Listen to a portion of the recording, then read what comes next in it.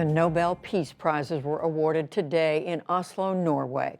This year's winners were two journalists honored for their unrelenting pursuits of truth in a world becoming less free.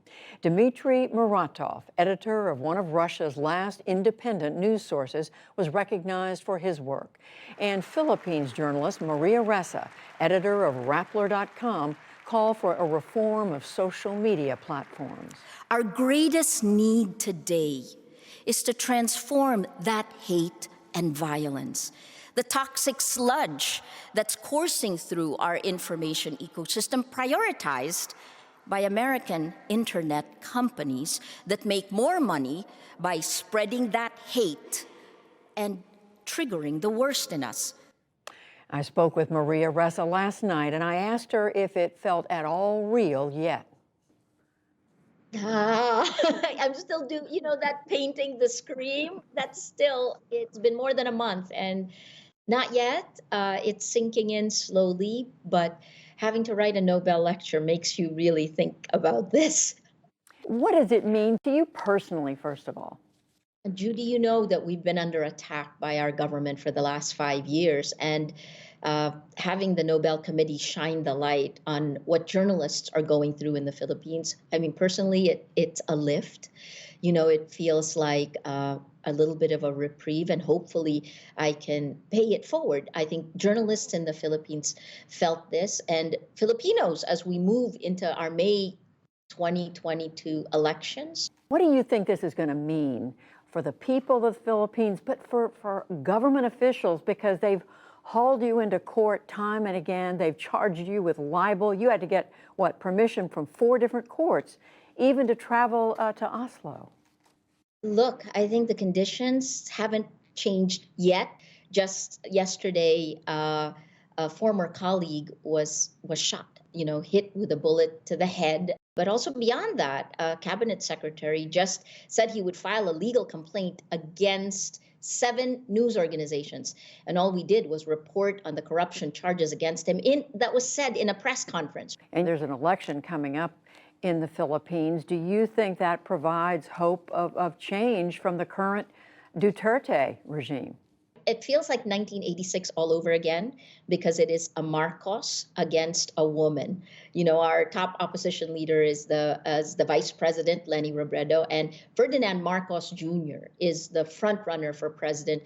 And he filed his candidacy 35 years after his family and his father were kicked out, ousted in a people power revolt. So who knows what will happen in our May elections? One thing is clear is that you cannot have integrity of elections if you don't have integrity of facts. And that is something all of us, all democracies around the world face. What more, Maria, do you think needs to be done to support journalists, to support freedom of the press, especially as we see more and more governments around the world sliding toward authoritarianism? I think the accelerant for the attacks against journalists is technology.